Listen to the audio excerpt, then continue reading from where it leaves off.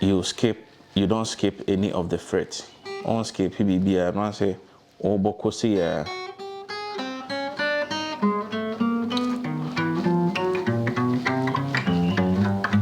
And on the homework, yeah. Na a skill, I have friend a chromatic skill. And then you because so as you and then you be seeing BB a friend no major scale. You be share see free key C. Na key C no you share skill ni we no obe say board no so baby a C e will be no you be share akwa akusi. You share see free C na dia ko we C. You share see free C was soro ha na be we C wo form ha. You shall see free C was soro ha na dia be we C wo mfimfin ha. Sa na ye de sua board no so nyina wi.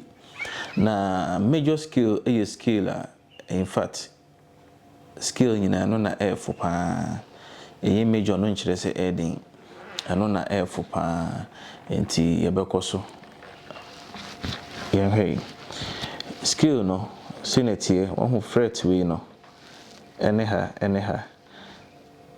ye be sha se si nie e wo ki ahoma na ye frɛ no bi no ubu ni frɛ bi wo don se si e si nti do ti fa si no se do ye be use surface no more a chain notes no names of the notes no ye use surface na aya na pempin eka enipa bebre tirim I say wo de tonyom sa na aka wo tirim dan se be use note no C D